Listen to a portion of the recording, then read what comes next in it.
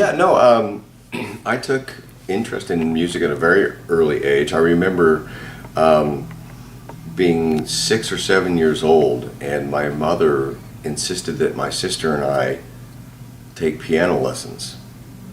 And, you know, I grew up in Canada. I'm Canadian. So I remember having to go to the lady that was, you know, a few communities over to her house after school, and it was very cold, and I hated having to walk to her house to take the piano lessons. So I told my mother, I really don't want to do piano anymore. But she said, well, what else do you think you'd like to do? And I remember thinking that I wanted to play guitar. My next door neighbor was a little older than I was, and he had an electric guitar, and I just remember, you know, back then, you got to remember this is 70 something, right? And there was having an electric guitar that you could actually hold with the curly cable, and the, you know, that was a big deal. And I just used to go over and beg him if we could just turn it on so I could just, you know, jangle the strings. And one day, this same neighbor knocked on my door and said, here, take these records. My mother is insisting that I give up these records. I'm like, oh, okay. And I'm looking down, and it's the Kiss records. And there was Rock and Roll Over and Destroyer. And he says, my mother is insisting I throw these out. So you take them, and if she asks, you don't have them. So he used to come over to my house to listen to the records. That's where I started listening to Kiss. That was the beginning. My first experience buying music was, we used to, in Canada they had this thing called the Pop Store, and it was just sodas, and we used to go to the Pop Store every week and get a refill on pop soda. And next to the Pop Store was the record store, and so I used to say, Dad, can I go next door and look at the records? I go right to the Kiss section, and I would see all these records that I never knew existed. So I saved up, and my first record that I bought was a Live One, and that was, I mean, it pretty much took over my entire existence. I used to lay all the records out in front of me. I'd open the gatefolds and I'd be like, I am going to be Kiss, and that's it. And my mother, well, what if that doesn't work out, Jason? I mean, don't you have a backup? No, I'm going to be Kiss. That's what I'm going to be. Okay, well, just, you know, might be good to have a backup, but no. So here I am. So tell me your first guitar. Is that the first instrument you played? Yeah, well, I mean, I went through drums first. Actually, I don't remember how I got locked into a drum kit, but I was just so obsessed with the idea of being in a band, being in a rock band, that I asked my dad, who was very generous. I just wanted everything. I want a bass guitar, I want a drum kit, I want electric guitars, I want the whole thing, so I could have people come over and sort of be in my band, you know. Imagine that, a control-freak guitar player. So I started on drums, and I think that any guitar player that you know has history of having started as a drummer, has an extra sense of rhythm, and I think that helped me in my playing as a guitar player, to have that kind of sense of rhythm or counter rhythm, you know. Yes, my first guitar was a Sigma acoustic that we bought at the store. Sigma was a kind of a junior brand of Martin. But my first electric guitar, my dad brought home from Sears, which is a department store in Canada. And I think it was about $45. He brought that home with a little amp, and it was a Les Paul copy. And that was the beginning, really.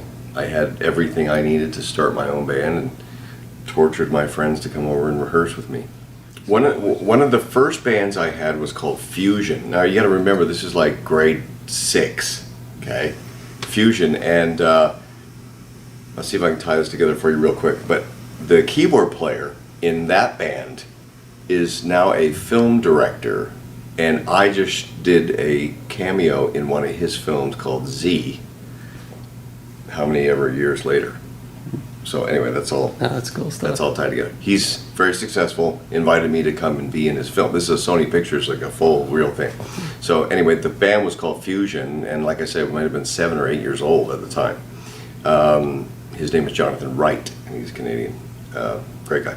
So anyway, that was it. I just put all these little funky bands together all the way through junior high and high school, playing Battle of the Bands. And then I started sneaking into clubs. I thought, I really want to be in a bar band. That's the real deal. Like, I want to be able to play in front of people in that setting. So I used to sneak into bars with boots on, a trench coat. I used to put like fake stubble on my face, and I was into it. And I used to go watch Phil X play. Do you know who Phil X is? Who is my Canadian friend and an amazing guitar player, and he's now in Bon Jovi. But Phil had his band Flip City at the time, and I used to go sneak in to watch Phil, and I was just like, this guy's amazing. I gotta be like Phil. So that was the beginning of that. I eventually got into my own local band.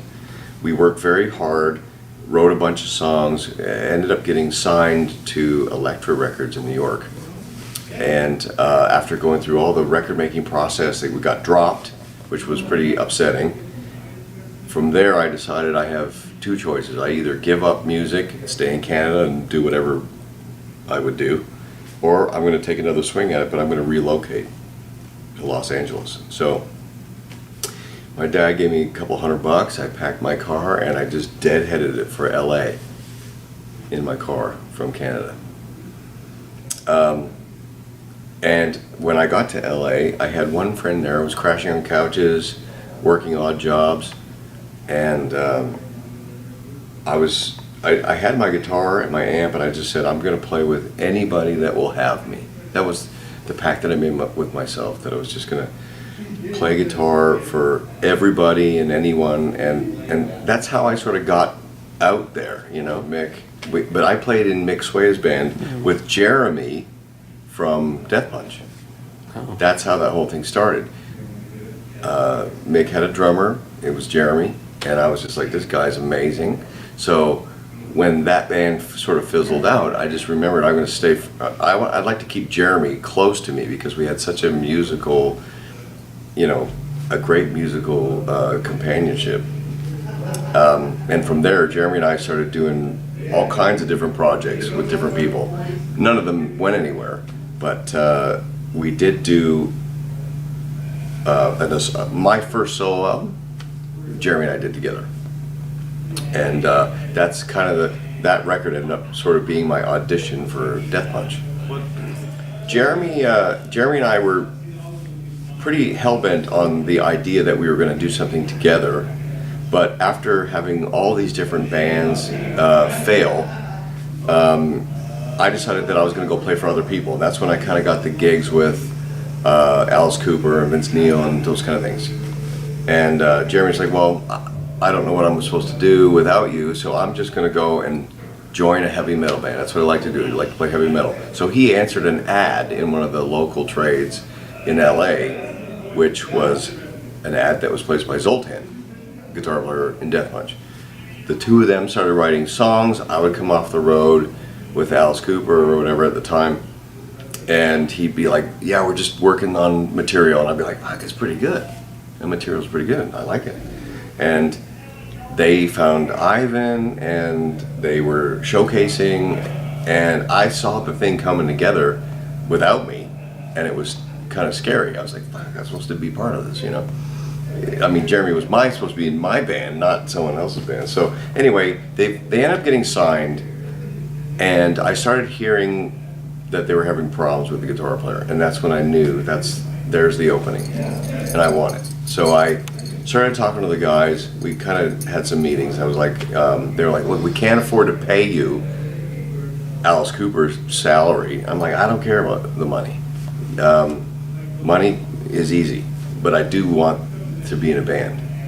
So I said, forget, you know, just let me be the guy. And that was at the beginning of the second record. So I moved into Zoe's house with Jeremy, and we slept on the floor, and we made Words the Answer, which has just gone platinum, by the way. You know, I just knew that if I got into the band, I would roll up my sleeves and work hard. That's really the only, you know, you got one shot. And I've always been a really hard worker, so I figured, you know, hard work pays off.